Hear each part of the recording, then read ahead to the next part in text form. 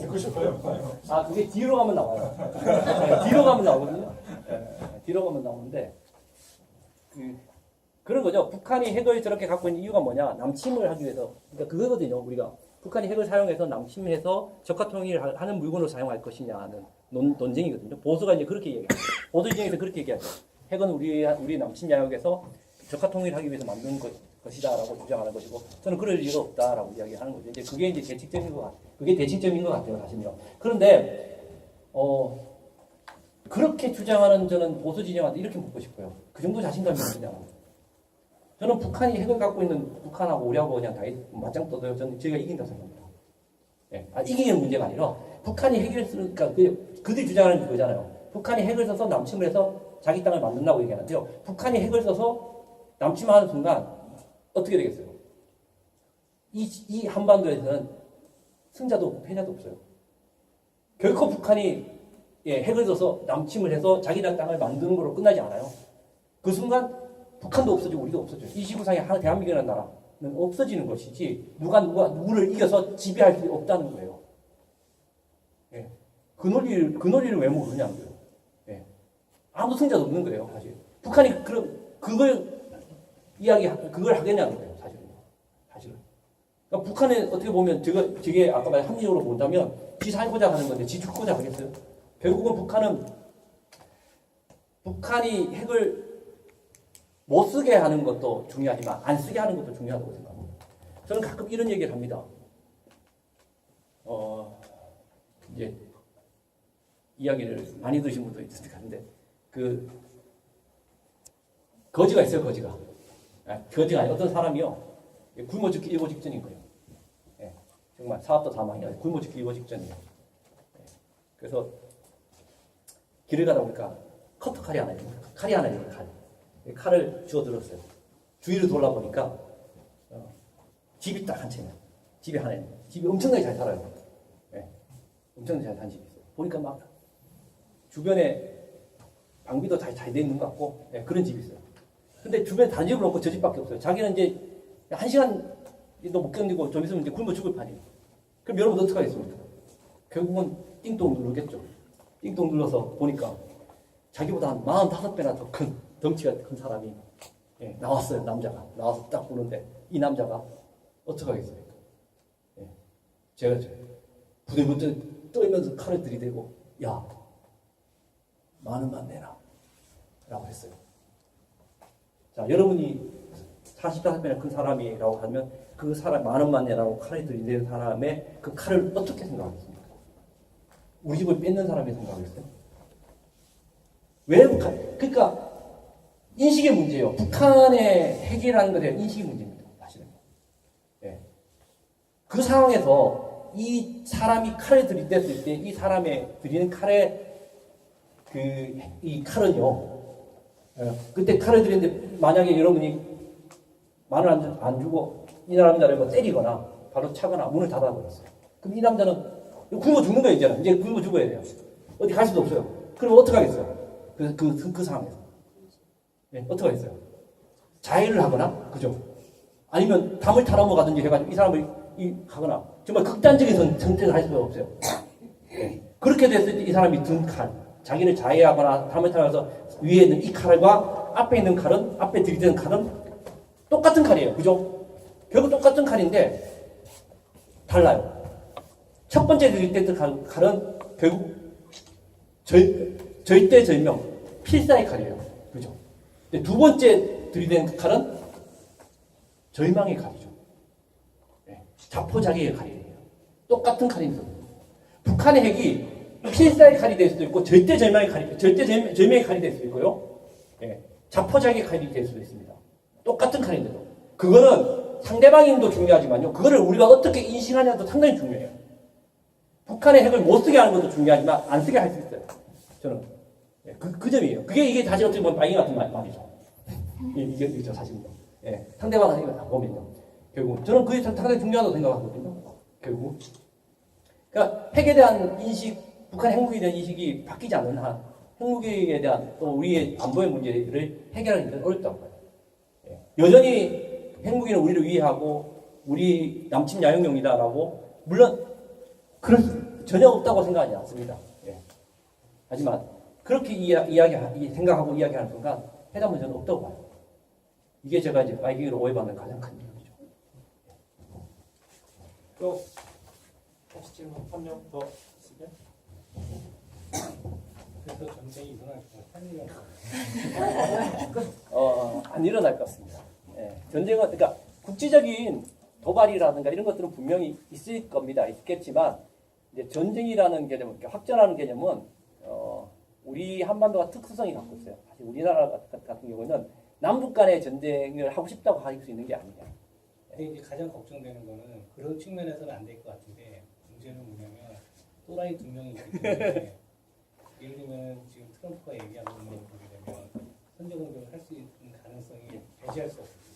그러니까 예를 들면 지금 조금 아까 예측했듯이 정말 하와이 쪽에 오늘도 보니까 하와이 그쪽에서는 비상용 내려가지고 준비한 것 같은데 그쪽에 진짜로 보면 핵탄두 비스무리한 거 가지고 해서 위협을 했다 이거죠. 그러면 그런 경우에 정말 그 미국이 레드버튼을 안 날리느냐라는 거에서 보장하기 힘들지 않나요? 그러니까 뭐 분명히 그 오인은 있을 겁니다. 오인은 있고요. 그래서 양쪽 다 착각을 하거나 오해를 하고 오인이 있을 수 있다는 점에서 걱정스러운 면은 분명히 있습니다만은 나는 저는 가끔 이렇게 이야기합니다. 뭐 저는 그 점은 희망적으로 보는지 모르지만 어둠이 짙으면 새벽이 온다라고 그리고 이야기를 하고요. 지금 돌아가고 있는 모습이 북한이 이것도 좀 약간 돌발적인 말인데요. 북한이 도발을 하기 때문에 미국이 협상이 나오지 않는다? 저는 그렇게 보지 않아요. 그렇게 보지 않아요. 반대요. 미국이 협상에 나오지 않기 때문에 북한이 그 도발할 수 있는 공간을 만들고 시간을 번 거예요. 사실은. 반대로 생각하는 거죠. 왜? 미국이라는 나라와의 정치적인 체계를 좀 잘 이해를 하셔야 돼요. 미국이라는 나라는요. 지금 1월 20일에 트럼프가 당선이 됐지 않습니까? 당선이 됐죠. 당선이 되고 난 다음에 4년이라는 기간 동안 대통령을 해먹어야 돼요. 그 해먹는 기간 동안 자기가 4년 후에 대선을 다시 대통령이 되기 위해서는요. 뭐부터 하냐면 자기가 당선된 때 표를 준 사람들한테 정책을 제일 먼저 합니다. 미국의 차관보가 그러니까 장관 차관이 정책을 하는 게 아니고요. 미국이라는 나라는 차관보가 정책을 합니다. 미국의 차관보가 몇 명이냐면 2,000명이에요.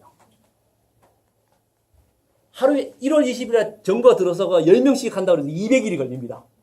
하루에 200, 한 달에 다 못합니다. 왜?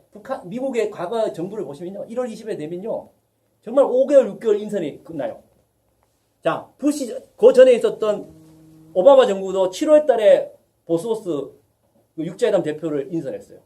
거의 마지막이에요. 그러니까 1번부터 2,000개의 정책 중에 북한 문제, 한반도 문제 사실 어제도 제일 끝이에요. 여러분들. 뭐 우리가 되게 중요하신 것 같죠? 미국에는 우리 그렇게 중요치 않아요. 예. 우리 그냥 원사이드하게 우리 미국을 쳐다보고 있는 거예요, 사실은요.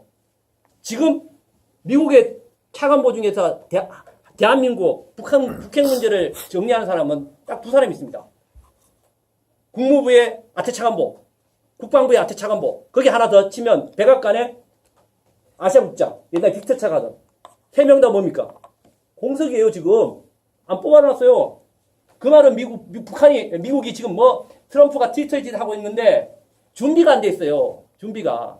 왜? 트럼프 정부 지금 내부적으로 너무 문제 많고 정신없잖아요. 결국은 2년 후에 이제 2년도 안 남았죠. 선거 끝나고 2년 후에 뭘 합니까? 미국이라는 나라는.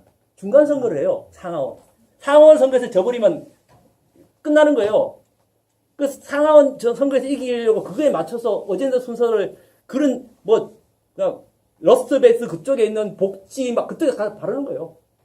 예. 그거 다 끝내야 북한 가는 거예요. 예. 근데 대부분 지난 부시 정부나 이럴 때 보면요. 한 7월달 정도 되면 그래도 미국이 나왔어요. 그래서 북한이 사실 7월달까지 정신없이 발사를 한 거예요. 왜? 7월달까지 미사일 다 쏴놓고 이제 완벽하게 다 카드 만들어놓고 미국하고 한판 뜨려고. 근데 7월달에 딱 7월달에 쏘고 기다리니까 미국이 안 나오네, 사실. 북한도 황당했을 거예요. 그러다 기다려야 안 돼. 그래서 자기가 정리를 했어. 2달 동안. 미국이 언제쯤 나올까? 지금 우리 학자들 사이에 미국이 언제쯤 나온다고 생각하냐면요. 내년 2월달에 되어 나온다고 생각합니다. 지금 국방부 대상자가 지금 올라가 있어요. 검증 중에 있어요. 국무부는 아직 깜깜하고요. 이 사람 돼봐야 11월 때 들어올 거고요. 국무까지 하면 12월 달 넘어가야 돼. 그 말은 미국의 정상적인 그 대북 정책 자체는 내년 1월 달 넘어야 시작된다는 거예요. 그럼 북한이 내년 1월 달까지 팔짱 끼고 가만히 있겠습니까? 아니죠. 여러분들 권투 선수 뭐 감독이고 감독이에요. 예, 분명히 싸워야 돼. 나는 선수 다 선발해놨어. 근데 이쪽은 딴 경기 하느라고 선수 이쪽 내하고 싸울 선수 선발도 안 돼놨을 거야. 근데 우리 선수 선발해가지고 트레이닝 다 해가지고 권투 작업 다 맞춰놓고 맷집 다 키워놨는데 얘가 야 우리가 준비 안 됐으니까 좀 가만히 좀 먹고 놀아 이거거든요. 트위터로 야씨 좀 고마해 이마 새끼야. 고마하란 말이야 이 새끼야. 뭐 이런 거야. 예? 그러니까 안 되니까 막 뭐 무기 막 보내가지고 막 협박하고. 그럼 얘가 아유 죄송합니다. 가만히 우리 그러면 당신 나올 때까지 우리 선수 그냥 집에서 놀게 하겠습니다. 배 퉁퉁 튀게 이겠는데 병신이 아닌 이상 그렇게 안 하죠. 그럴수록 더 맷집 키우고 그게 정상이에요. 그게 합리적인 선택이에요. 합리적인 선택이에요. 트럼프는 준비가 안 돼 있는 거거든요. 사실은요. 저는 그거 답답해요. 진짜 답답해요. 제 예측이 맞을지 모르겠지만 결국은 그래서 북한은 뭐 이왕 미국이 그렇게 해주시겠다면 땡큐. 끝까지 가자. 핵무기 끝까지 다 만들어 놓고 이제 기다리자. 그래서 그냥 결정 끝까지 가는 거예요. 북한. 땡큐예요. 북한 입장에서는. 이거 어떻게 결론이 맺어질 것이냐. 결국 무슨 이야기냐. 아까 어두우면 새벽이 온다 했죠. 미국 입장에서는 결국은 안 갈 수 없어요. 국무부 인선되고 나면 대북정책 안 갈 수 없어요. 그 말은 뭐냐. 테이블에 나간다는 거예요. 링 위에 올라간다는 거예요.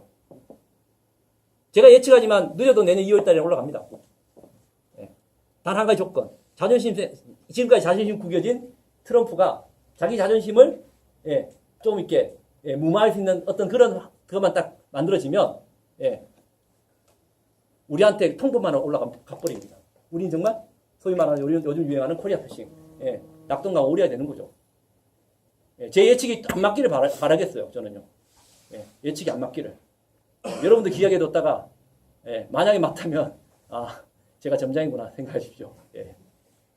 네, 아유 다시 한번 우리 박수로 너무 이 버팅강에 감사하고 고맙고. 저분은 우리 동문은 아니지만 특별하게 이렇게 그러시던데 제가 아는. 예? 꿈요? 저요? 제 꿈요? 자고 싶습니다. 오늘 이게 농담이고요. 농담이고 꿈요.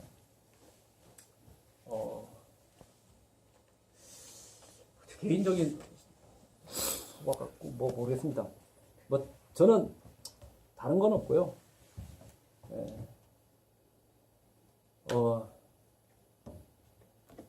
대통령이 이번에 베를린하고 유엔에서 이제 말씀을 하셨잖아요.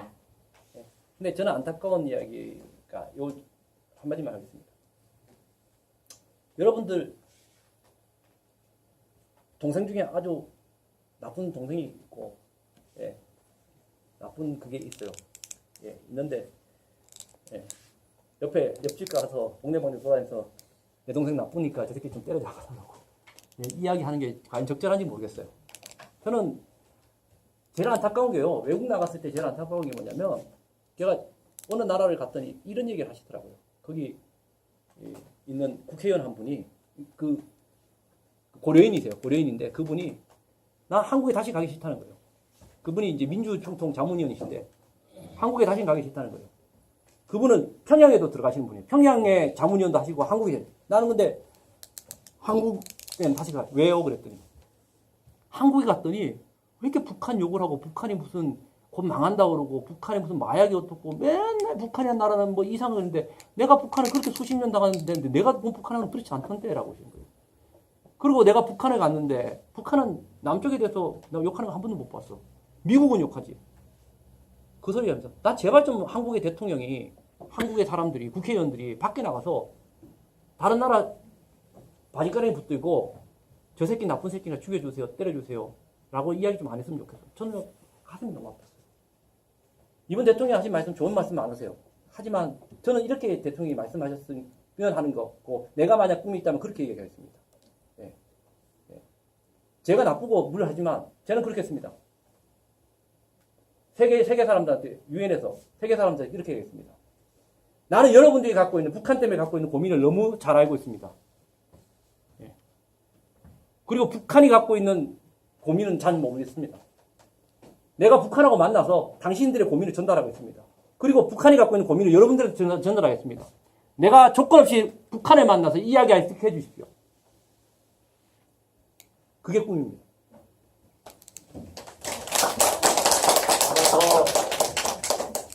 그 역할을 감당할 수 있는 위치에 올라가기를 아마 바라는 의미에서 질문했던 것 같은데 아마 그런 날이 올 거라고 저는 믿고요. 사실은 이런 거 통해 가지고 우리가 아는 것, 우리가 본 것들이 아닐 수도 있구나. 사실 우리가 굉장히 그 갇힌 틀에 살고 있는데 이런 사실 우리 포럼을 위해서 우리가 원하는 것들은 정말 이런 아까 다양성도 있겠지만 기본적으로 어떤 사물에 대해서 접근하는 그런 시각들 굉장히 좀 폭넓게 얇지만 넓은 이런 시각들을 가졌으면 좋겠다고 생각하고 오늘 결정하니까 또 특별하게 이런 최근의 현안에 대해서 앞으로 계속 또 뉴스에도 계속 나오고 그럴 텐데 한번 이렇게 들은 내용 생각해 보면서 바라볼 수 있는 좋은 계기가 될 것 같습니다. 이거 마치고 식사 자리는 요 바로 앞에 두부 마을 여기 바로